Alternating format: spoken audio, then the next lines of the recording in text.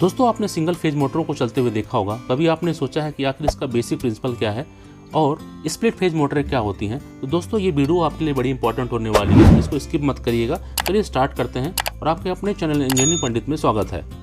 दोस्तों, ये जो हमारी सिंगल फेज इंडक्शन मोटर होती है, इसका जो प्रिंसिपल होता है वो भी 3 फेज मोटर की तरह ही होता है। अर्थात जब कभी भी एक शॉर्ट सर्किट कंडक्टर को रोटेटिंग मैग्नेटिक फील्ड में रखा जाता है तो वो घूमने लगता है। सिंगल फेज की मोटर की जो बनावट होती है वो 3 फेज मोटरों की तरह ही होती है, लेकिन स्टेटर पर एक के बदले 2 वाइंडिंग होती है। एक होती है हमारी स्टार्टिंग वाइंडिंग और दूसरी होती है हमारी रनिंग वाइंडिंग। 2 वाइंडिंगें इसलिए रखी जाती हैं कि केवल एक वाइंडिंग से रोटेटिंग फील्ड ना बनकर केवल कम अधिक होने वाला फील्ड बनता है। इस प्रकार का फील्ड 2 फील्डों में बढ़ जाता है जो कि विपरीत दिशा में घूमते हैं और उसकी स्पीड भी एक जैसी रहती है। इनमें से प्रत्येक फील्ड को पूरे फील्ड का आधा आधा कर दिया जाता है।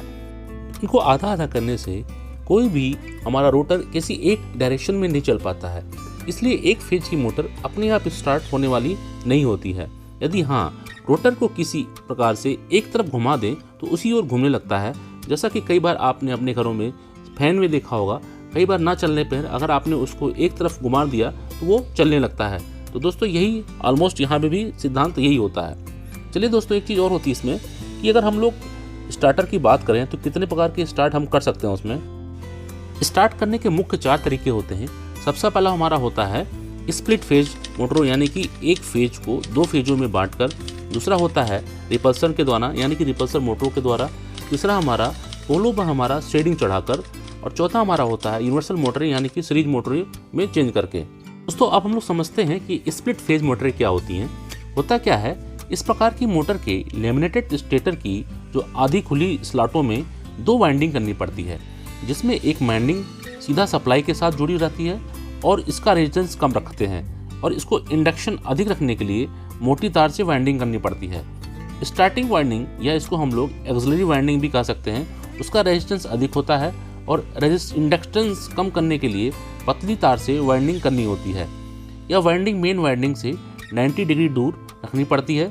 जब मोटर 75 से 85% की स्पीड पकड़ लेती है तो स्टार्टिंग वाइंडिंग एक स्विच, जिसको हम लोग सेंट्रीफ्यूगल स्विच भी कहते हैं, के द्वारा सर्किट से अपने आप हट जाती है।